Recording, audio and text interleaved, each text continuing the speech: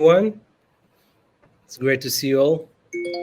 And we're and good afternoon to our audience. It's basically the last and final session of the summit before we all leave for the breakout sessions. It's another great opportunity to thank our partners in Tel Aviv University Online.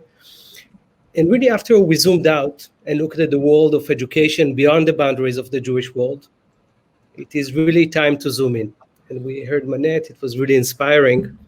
And this time of crisis is also a great time and opportunity. It's a time for us to reimagine Jewish education and how can we make it affordable and accessible to all. It is time to reimagine Israel and Hebrew studies. It is also time to reimagine Jewish collaboration in education and beyond. And for that, we have here today 5 of the most substantial and influential leaders in the Jewish world that now more than ever are playing a vital role in shaping the future of our community in America and globally. So we have here Jeremy Fingerman is the CEO of the Foundation for Jewish Camp. Eric Fingerhut is the president and CEO of the Jewish Federations of North America.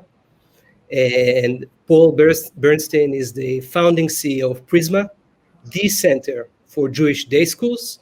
Andrés Spokoiny is the president and CEO of the Jewish Founders Network. Just heard him in the session before. And Amira Aharonovitz, the CEO and Director General of the Jewish Agency for Israel, Sochnut. So welcome, guys. And at the end of the day, when we were talking a lot about education and technology and innovation, but our core purpose is building a community, all of us. And it is all about togetherness and belonging. And my question to you is, the social interactions is so critical for the development of a community, of education. How can we maintain this critical element in a world of distance learning and physical distance? Eric, do you want to start? Sure, Shoham, thank you so much for having us and to be with these distinguished colleagues. I'll just say 2 things. First, I want to say that we have to do everything we can to, as quickly as we possibly can, enable us to be back together again in in-person experiences. And it behooves those of us who are involved in community to recognize that there's going to be cost, there's going to be needs that our schools, our camps, our JCCs, our Hillels, all are going to need to reopen. They're going to need the right standards. They're going to need testing. They're going to need all sorts of equipment. And we have to help, because we need, as the premise of your question so correctly said, we need to be back together again as quickly as we can. But secondly, we do need to remember, and I heard this a little bit at the end of the conversation, the wonderful conversation Andrés was having with Manette, that we have to remember that it is an experience. Jews are the masters of experiential education. Remember, we invented Seders, we invented Parshat HaShavua, that's the whole experience. And so we can build a quality experience. My colleagues on this panel have done so, Camps and Jeffy, that interacts between people individually and on screen. But let's remember, it's not the technology, it's the experience, it's the quality of the experience. Paul, how to keep this social interaction in the virtual day schools? Well, thank you, Shoham, and thanks to IAC and also to your partners at Tel Aviv University for a great experience over these 2 days. You're right in making connections and community the first and the centerpiece of our conversation, and I thank you for doing it. In fact, when I look back to how schools adapted rapidly and innovatively to the crisis when closure started back in March, one of the most important aspects of their success was the communities that they already had and the way that they brought not just students together, but families together. So right from day one, those that were most successful were the ones that were drawing their community in, communicating with them actively and repeatedly. And as we look forward, I think what Eric says is absolutely right and absolutely central. Everybody is working tirelessly for the day when they can safely be back in person, and at the same time is working equally tirelessly to be adaptable to the reality that it's likely in the next 12 months we're going to have to be sometimes in person and often remote again. Jeremy, summer camp is all about social interaction and energy and sitting around the fireplace and like singing together. How do you make it happen in a distant world? Well, one way to think about it is camp is we found camp is year round and lifelong, and as Paul describes, when this pandemic happened, camps immediately started to create community or engage their community by coming together, whether it was for Shabbat song sessions, Havdalah services, concerts, and the like, and everything that's happened online. It's been far more than any of us anticipated. And I think it is about the glue. That was the glue of holding the community together. We'll yearn for the time to be back together, to be back at camp, back at that magical place. But it's amazing when you think about camp as a year-round and lifelong. We have to create experiences that can transcend the place and the time. And I think we're finding this right now in a really powerful way. Amira, shlichim, energy, singing out loud, hugging. Where does it come to place in a distance world? Yeah, so as an organization that strives to connect and engage and create dialogue and build relationship that turns then to sense of belonging and mutual responsibility, I would say our major kind of tools and interventions are very much based on the face-to-face meetings, encounters, whether it's through our shlichim around the world or whether it's through the Israel experiences or partnerships, etc. So this current situation definitely caught us in a way where all those amazingly proven tools with huge impact are under limitations and questions. And so we immediately had to transform them to be ones that are happening on the online and the virtual space. And I should say with a huge blast of creativity, we have seen our shinshinim, our younger shlichim, unfortunately had to be brought to Israel, more than 200 of them coming back from their different countries. But yet again, sitting in Israel 7 or 10 hours apart and creating a whole week of activities from day to night, making sure that they keep on connecting and engaging with the young students in the schools and the synagogues and the youth movements, etc. The same for the summer camp. This has been the first year ever where we had to cancel the departure of 1,600 Israeli IDF graduates who were supposed to go to more than 200 summer camps. Nevertheless, we have offered them to the different camps as being kind of educators from a distance, and it was very encouraging to see more than 100 camps that have chosen to take those. And so we have transformed bringing Israel into camp. Camp has transformed, and then we have transformed the way we bring Israel into camp. And in the same way, our Israel fellows on campuses, where the whole scene of campuses has transformed, and a lot of questions of what that would become to be now when the next school year has to open. And yet again, together with Hillel at Home, and some other initiatives, we took all our 100 shlichim, Israeli fellows, and they have transformed to work from their computers and in the online world. So this is just one example in the world of shlichut. We're facing that also in the world of Israel experiences, but it's waking up to a morning where we have to find alternative way to create experiences that enable engagement and create connections, understanding that this change is to a lot of would stay in a lot of aspects. So we're going to have to find those alternative ways, because we can't give up on the mission itself. Right. André, if you look at the bigger picture of a very physical community, Jewish community, how do you envision that works in a non-physical world? So we also, as everybody else, we pivoted to virtual. This is the word of the year, pivot. We had our conference virtually, but I want to focus on something else. I want to be optimistic for a change and talk about what the pivot to virtual allowed us to discover. So first of all, I think it impacted for better the quality of every Jewish of all Jewish education and all Jewish activity. What happens is that when everything is virtual, all of a sudden we have access to content that we never had access to. Right? You can have a star lecturer giving a Zoom class, and it can be accessed by everybody. It's not limited to your synagogue or to your JCC or to your school. So there has been a significant increase in the quality of the offer in Jewish education. Participation has grown actually in many areas. Of course, I wouldn't choose to be in lockdown again, but I'm saying that when we come out of this, there are lessons to be learned about how Jewish life can be transformed for the better, but by the things we discovered during this pandemic. Eric, I would like to go back to with a different hat. You're the previous CEO and president of Hillel. And Hillel is a very physical home, right? The thing about Hillel is that you get there and you feel like home.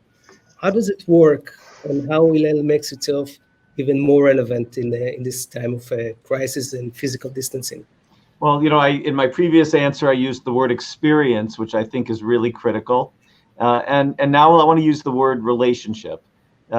Hillel had learned for years before the pandemic that it really wasn't about the physical facility. Obviously, it's nice to have a wonderful place to gather for Shabbat dinner, and we're always going to want that, and to study and all that. But that it was about getting out and building relationships with students, between student leaders and other students, between professionals and students, between the shlichim that Amira spoke about, these beautiful, wonderful Israelis that come to our campuses, thanks to the Jewish Agency, and the students, so they have a real relationship with a real Israeli. So it's about relationships anyway. And as we've learned, and everybody else has said, you can sustain relationships, you can nurture relationships if you do it in smart ways and thoughtful ways online. So of course we want to be back. We want to be back together. Remember that the thing about college is you can already get all the lectures from college online. Why do people come to campus? They come to campus. Why do parents spend the money to send their kids to live in dorms and all that? Because the total experience of being together, it's a little bit like camp, right? That it's a 24-hour immersion in the experience of learning and growing and being in an intellectual environment. So the relationship is critical, but we still have to make sure that the total comprehensive experience. I know Hillel's tried to do that with Hillel at Home, just as Camp has done, and others. So we're going to sustain it as well as we can online, but we've got to get back together into that experience. So we're just after like a day and a half talking about innovation and education and technology and beyond. What can the Jewish world learn from the bigger world? What can we change that we've never done before in day schools, particularly, and beyond? But I would like to focus on the education part. Sure. I mean, when I look back to what I was doing before we started Prisma 4 years ago, I was involved in a number of areas of education reform, often in disadvantaged urban communities. And every now and again, I would go and visit a project, for example, at times when there were schools using different modalities within a classroom of one-to-one learning, of group learning, of individual student-driven learning.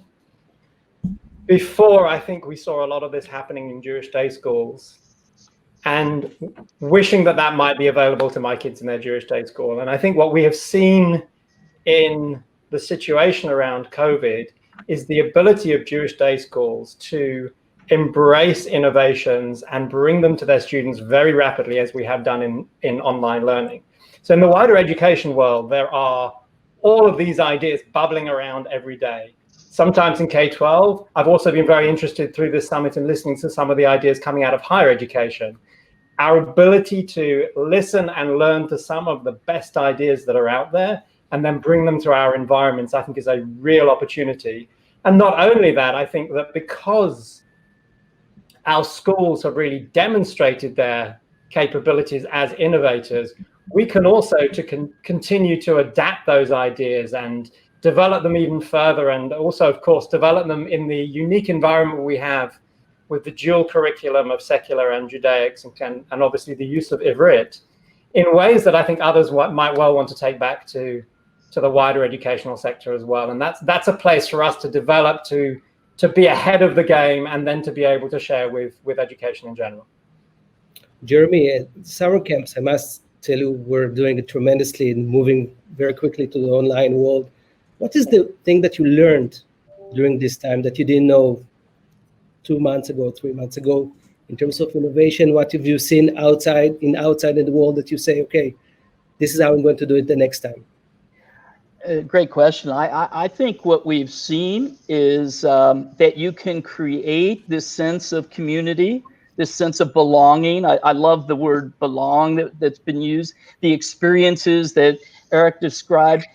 You can create that in an online community. I think what we all have to be open to is there are so many innovative ways to bring it to life, bring both these experiences to life, the sense of belonging to life through technology, but augmented in other ways. That's what we can't be afraid to do. I love what Mehmet said with Andrés earlier about how we create relationships with funders, national and local, to actually fund some of these innovative approaches for camps or schools, how we start blurring the silos. I think that's what we can learn and take from this experience and benefit the whole community. Amira, online learning is not new to Jaffe. I remember that the first week, I think, of the crisis, there was already a training about online learning. But what are the new things you've learned in the last 5 months that you didn't know before March? So I think that that the opportunity that we have is really create something which is much more deeper and systemic. And so making sure both in the services that we give as an organization and in the engagement opportunities that we create, that we have a systemic and a kind of a pre-planned way by which we enable our different participants and target audiences to use the virtual space and the online space in order to do that. I'll give just 2 examples. When we look at the world of partnerships, so our world of partnership was based a lot on exchanges and missions between teachers and doctors and youth and volunteers and professionals and what so. But mainly on physical face-to-face meeting, not necessarily using the opportunity to create long, deeper connection, dialogue, and even mutual creation. And the school twinning network that has started a few years ago, really in order to kind of match between classes, but again, all towards a someday meeting, now transforms into being a whole annual work plan of a year of teachers and students learning together, some of it synchronized, unsynchronized, and really enables them to get a deeper familiarity with one another and really relationships, as Eric mentioned, create those relationships. So I think for us, that's kind of the major opportunity, not to use this online sphere only to get interactions. You know, Michael Rosnack, I think, was the one who talks about, you know, interaction versus dialogue, or I would say versus relationship. So I think for us, it's how do we use that not only in a technical way, just to create more people on the screen with more people, but kind of stretch it and deepen the content, and make sure that those are building relationship over time, which are deeper and are creating thoughts and other ways of creativity in Jewish life. André, you spoke about opportunities, you spoke about elevating the quality of Jewish education. What other opportunities you see there that we can reimagine a Jewish education and how we can use innovation used outside of this Jewish education world that we couldn't do before? So I think that there's 2 ways of looking at this crisis, and you can look at it as a blip in the map. Things go back to normal, and when we can get together. And I'd like to see it as an earthquake, as something that comes, destroys, for good or for bad, it destroys. But then when we rebuild better and stronger. And I think that and I like the earthquake analogy, because what makes the building stronger in an earthquake is not that it's more robust, is that it moves. That they build them on cylinders, so they move with the earthquake. So I think that one of the big lessons here, and a way of rebuilding the Jewish communities and Jewish institutions in general, is institutions that are more flexible, more adaptable, that can pivot fast. I think that creating networks is very important. Collaboration. I mean, we at JFN and Eric at JFNA and Jeremy, all of us are collaborating much more than we've ever did. And well, we needed the crisis to do it. So, but it put collaboration on overdrive, really. And I think that's something that shouldn't go back to normal. We should really change the way in which we operate and be more networked, more nimble, more flexible, and sort of embrace change in a different manner. So, there's going to be a tendency to say, okay, let's go back to normal. But I would caution us, let's not. let's think, let's imagine, this offers us a possibility of thinking, how would we rebuild the system if it didn't exist, right? So if we can do that, even as an intellectual exercise, we'll be the richer for that. Andrés usually, as usual, talks about the next question that I have. So is it really, Jeremy, is it a temporary blimp, like you call it, or it's an earthquake or paradigm shift? Are we going to go back to March 2020, or life has changed for the Jewish world? I'll use the tsunami example. I think it is a tsunami. I think we're already doing things very differently, and post-pandemic, we're going to be in a new future, a new reality. What are we taking with us, though? As Andrés describes what's on stilts, it's still going to be about community building. It's still going to be the emotional connection that we can create with one another.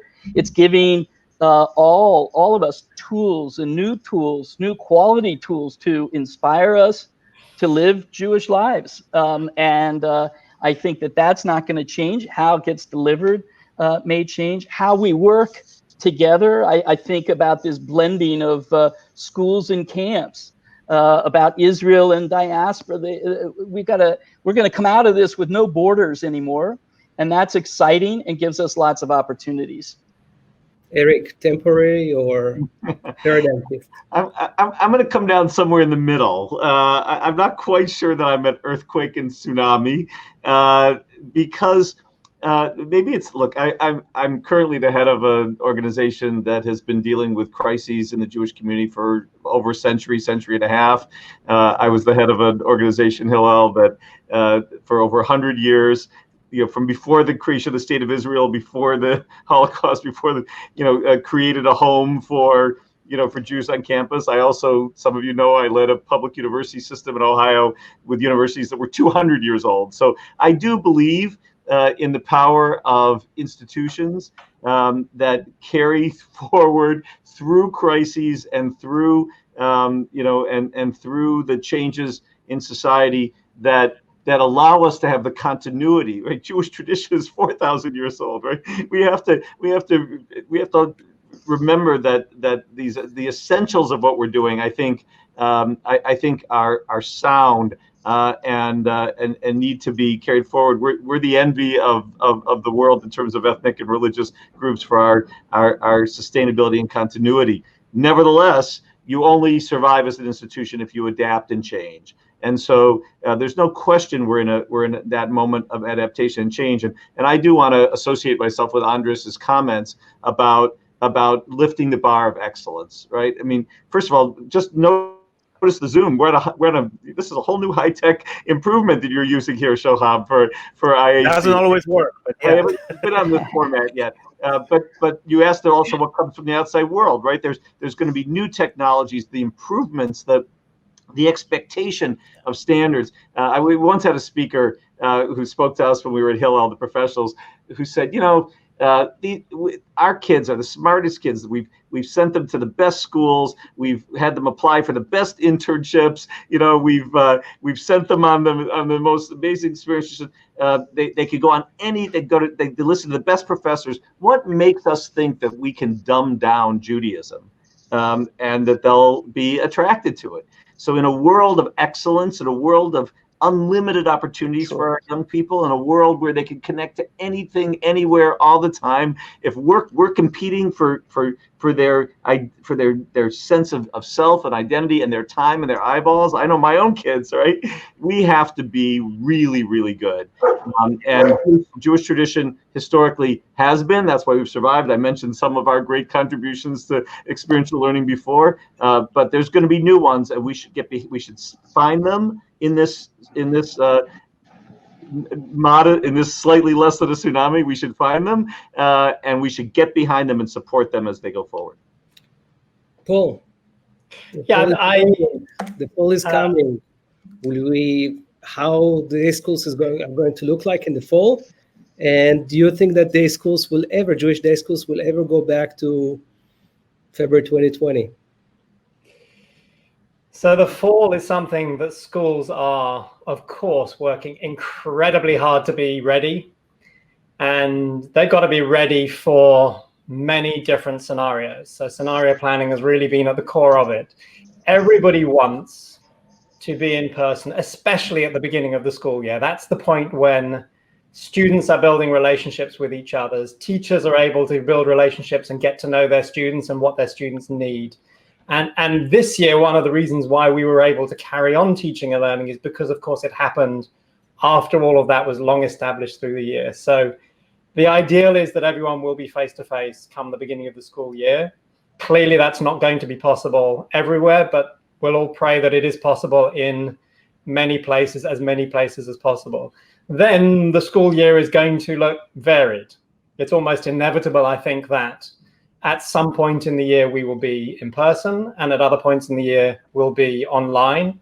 And even when we're in person, there are students and in some cases, teachers who may not be able to be physically present for health reasons or other reasons. So what the schools are doing very creatively is thinking about the best way to manage those transitions, to be ready for the fact that we won't necessarily be able to predict when they're going to happen, to accommodate all of the critical educators and their needs, and to be able to meet the needs of every student, no matter what their learning styles are and their social and emotional needs look like. So it's a challenging year ahead, but what I see every day is educators who are thinking so deeply, and at a time in the summer when they might normally have been taking vacations, working incredibly hard to craft the best possible experience for every student and every member of faculty in the year ahead. Amira, we all here in this conversation really believe in the connection between Israel and the Jewish people. And this is part of the reason that this summit is done with Tel Aviv University. The previous summit we did was with the Paris Center for Peace and Innovation. And if you look at one of the most important and incredible things that happened in the last few years in several decades in the Jewish world is the Israel Experience programs, right? Taglit, Masa, Momentum, others. And this connection to Israel, especially in the young generation, where they can fly to Israel through the program. So even spending this summer, usually many Israeli and Jewish American families are spending their time in Israel. How we make sure that we keep this connection to Israel, especially with the young generation, during this physical distancing and boundaries and restrictions on flights and so forth. So I think that, ideally, we would have liked to be able to keep on bringing the tens of thousands that do come to experience Israel and, as we say, live it like a local in the many different opportunities there are. And actually, we're doing whatever we can to enable and continue that, even under very challenging circumstances and limitations. But at the same time, I think we do understand in the last couple of months that there's an opportunity here really to rethink what is an Israel experience and what are the ways by which you can concretize and bring Israel into the life of those who are not able to come, but may experience it differently, using all the technology opportunities, but also the journey. We always talk about the Israel experience being a journey where the individual is being transformed by the text they meet, by the physical sphere they meet and the different sites in Israel, but also by the people that they meet. And I think here lies the huge opportunity for us. How do we creatively make sure that we enable them to meet Israel and Israelis and the multifaceted of this amazing society with all that it comes with through the virtual space. And I would even say in some kind of a hybrid model. We're exploring today different mixes. What would it mean to come to Israel, but then spend a shorter period and then come back and continue your experience, whether it's an internship or study or volunteering from a distance, or the other way around, to start your journey while you're at home through the different meetings we can create via the virtual space, but then you come and you concretize it once you come to Israel. And we're playing with both. And also when you're in Israel, how can you create the experience to be one that mixes all those different abilities? So we think that Israel still has to continue to be a critical core part and at the heart of Jewish identity in general, and for the younger generation specifically. And so we're working to find what would be that kind of a balance between the physical and the virtual and the distance. But we believe it all would be based on relationships between the people that we must find a way to continue to do. Andre, and make sure that the connection is there and we keep it strong. Well, I think that there's something very unique about this crisis. Is I think the first crisis that hits Israel and the diaspora at the same time. Mm-hmm. Right? It hits the entire world, and depending on the day, it hits America more than Israel. And I think, of course, I gotta be tooting my own horn, as we say. But I think that philanthropy offers a bridge to strengthen that link during the pandemic and after. I think that one of the things that we saw is a number of Jeff and members from Israel decided to do a campaign to raise money. That was 3 months ago, to raise money for the Jewish community of the United States, because they were dealing with the virus more successfully than we were, and the communities were there. It wasn't a lot of money, but symbolically, it was very important. It was the first time that Israeli philanthropists sort of seek to invert the flow of funds. And so I think that again, the pandemic accelerates a process, right? We were in a process of having these two Jewish communities being more like equal, and I think that the pandemic is gonna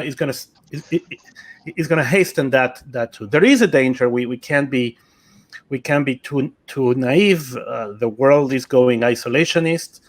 Politicians are being more isolationist, and people are going to be understandably more concerned about their immediate surrounding. The synagogue around the block that is closing, the JCC that had a fire, half of the local federation that has an emergency campaign. So there's going to be that tension, right? There's going to be that need to be more local. But I think that at the same time, the fact that we're going at the same time through the same crisis can be leveraged into creating more and new bridges. And last point I would say is the whole element of Israeli high-tech and science development in COVID and in creating more resilient and healthier communities can be another vector of connection.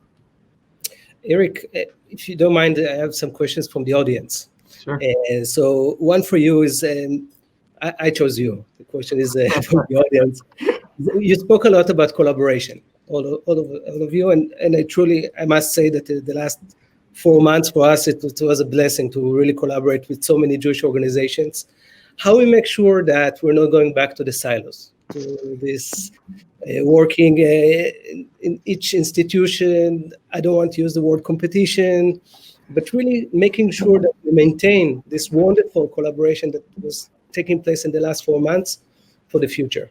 Well, look, I think that it's maybe less of a question than a challenge to us on this Zoom and beyond, which is I believe that what we've been doing in terms of collaboration in this pandemic is really what our communities wanted us to do all along. I think they've greeted it with relief. They've greeted it with positivity, and I hope it will continue to be reinforced. As the head of the Jewish Federations, I can tell you I'm proud of how we've helped to pull together a wide range of the organizations that are working day to day in the Jewish communities, including my friends Paul and Jeremy on this on this call. Of course, as Andrés mentioned, and all of us collaborate with philanthropy together, federations and foundations working together. So I think we've seen the benefit of it.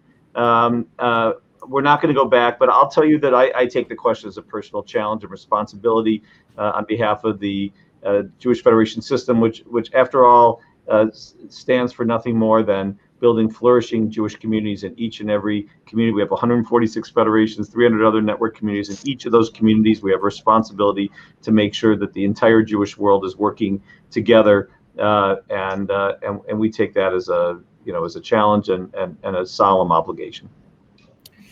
Paul, another question from the audience. I think that you're the proper person to answer. Is the shortage in teachers? Do you see any reason to worry about shortage in teachers, with Hebrew teachers, Jewish teachers at school for various reasons? And do you think there are innovative ways to close this gap or potential challenge? We're certainly concerned about the shortage of teachers. There's a shortage of quality teachers in education generally, and we have particular issues in teaching Ivrit and teaching Judaics as well as other subjects, where I think there are really two areas for us to focus on. The first is having seen how incredible educators are every day, and now even more so, I think parents and families and students appreciate the incredible work that their educators have done through this crisis. I hope we can help people understand the value of a career in education and why it is that more people should be choosing it. That is one area that I think is important. And the second, of course, is as we get more skilled in blended learning and online learning, it opens up a whole set of opportunities for different kinds of collaboration. Exactly as Amira was talking about, the relationship between experiences in Israel and experiences here in North America. As we get better at using the technology, we can bring more educators from Israel, for example, into people's homes, into the classroom, wherever they are, and also address the fact that the shortage of educators is most acute in smaller communities across the country. That's where they have the most challenges. So I think there's a lot of opportunity as we get better and better in building the relationships that you want between educators and students, and doing it using these online tools. Mira, one other question from the audience is, where do you see us dealing with education related to the wave of anti-Semitism that we feel is happening in the United States? You see that this is something that should be on the agenda moving forward? So I would say we're definitely very concerned, even before the pandemic and also during the pandemic, about the rise in anti-Semitism and anti-Israel sentiments. We see it coming from different directions: extreme right, extreme left, extreme Islam, etc. I think in terms of our organizations, there are kind of two aspects with regard to our educational work.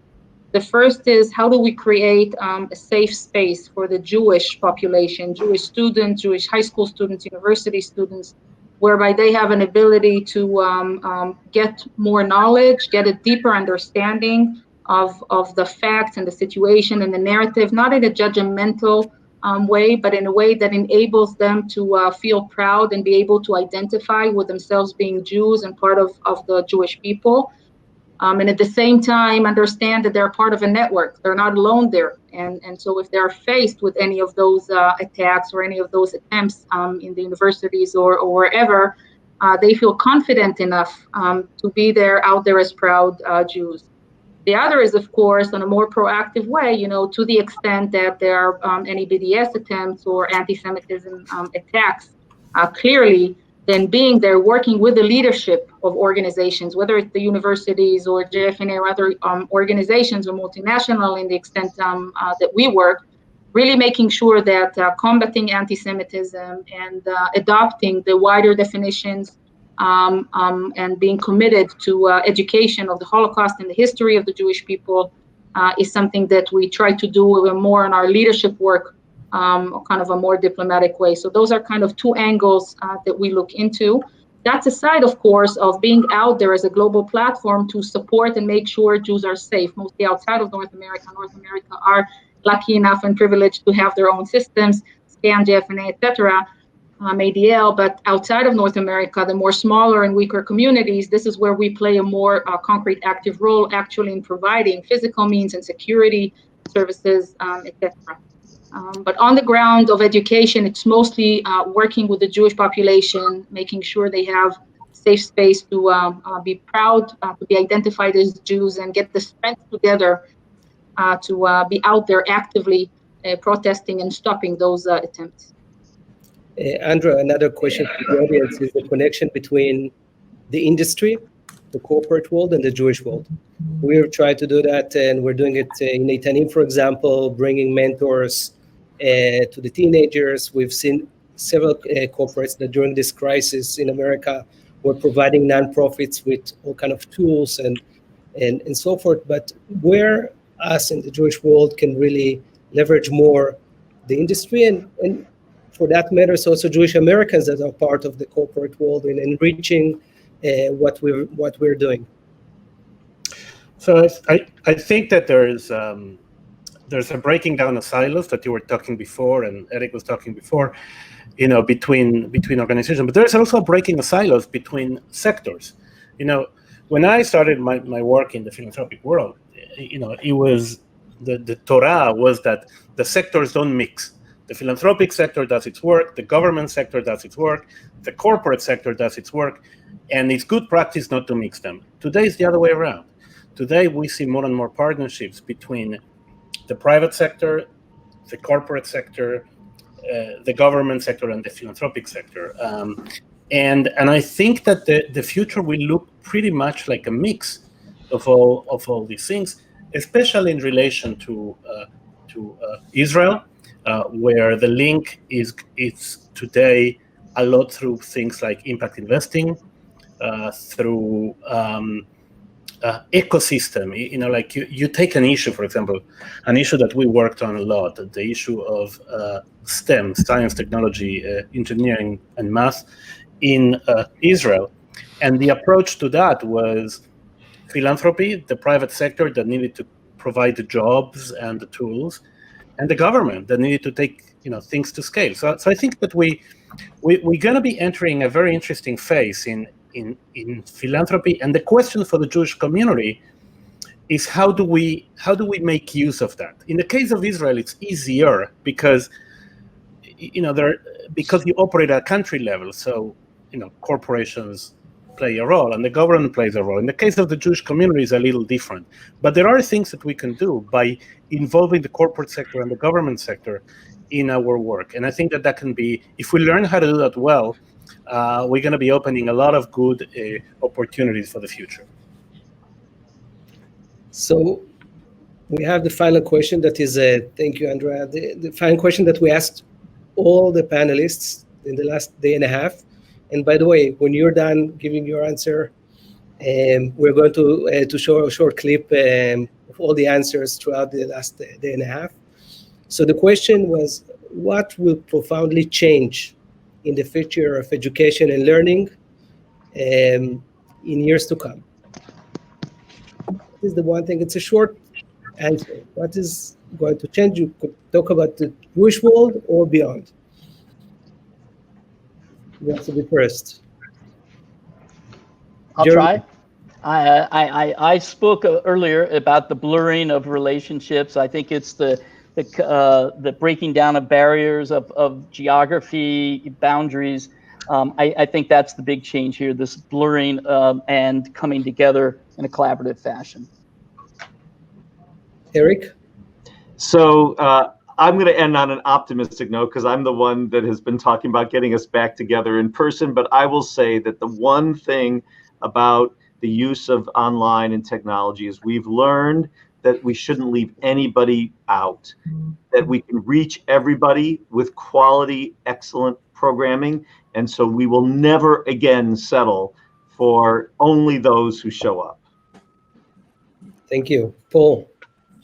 There are, of course, many different things that I hope will change. What really stands out for me is that I hope will change the way that we in our community value what a school is, what a Jewish day school is, and what Jewish education amounts to. That we will no longer be in that sort of traditional conversation purely about academic achievement, grades, getting into the best college, as if that's the only thing that matters in an education, and that we recognize that school really is a key place for whole child development. Of course, academics matter, but in the fundamental value proposition of a school, and the fundamental value proposition especially of a Jewish day school, it's so much more in the creativity of learning, of meeting the needs of all our diverse learners, of building values and the centrality of Judaism in our lives, of building, as we started this conversation, community, and building socially and mentally strong young people, as Manette Mayberg said earlier on, building strong future generations. We've seen it through COVID, and I'm optimistic that we really will recognize this holistic view of what a Jewish day school and what school is about as we move beyond crisis and into a new normal. Amira. I think the major thing is that we cannot afford to give up on being very, committed to connecting and staying together, regardless. Whatever pandemic would come and go, any limitations that would be there. This is our journey. Thousands of years in the past, thousands of years into the future. We must stay together, and we must find those alternative ways. And I would just, wish for us when you talk about education transformation, you talk about, what happens between the student and the educator, the content and the medium. Those are kind of defining what happens there as an education transformation. And I would wish for us to kind of be open and imagine all of these becoming different. So who's the educator? Probably many, many, many opportunities. Who would be the educator? What would be the medium?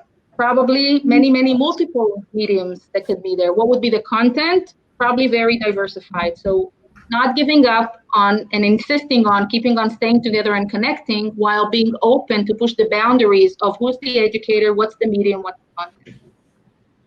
So, Andre. I agree with my colleagues. I would just say two things. I think that it's a hope and a wish. I think that in the pandemic, many of the things that used to worry us in the past now look so, in the best cases they look quaint, and in the worst cases they look stupid. Like, we worried about so much nonsense. When every brush with death, every major jolt to your life makes you rethink your priorities. So I hope we come out of this. I mean, this is my personal quest, right? But I think it's good for us as a community that we come out of this crisis with an understanding of what's really important and what's really urgent, and to sort of clean up all the things that worry us on a regular, in regular times, and focused on what's really important, which is what my colleague said. From not dumbing down Judaism, as Eric said, to training full human beings, like Paul said.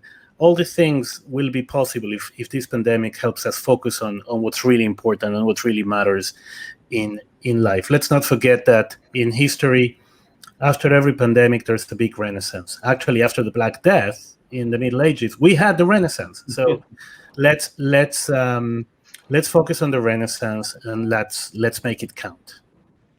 Wow, that was really awesome. Thank you so much, all of you. And let's watch what Adar has to say about that, and let's hope that we meet soon face to face.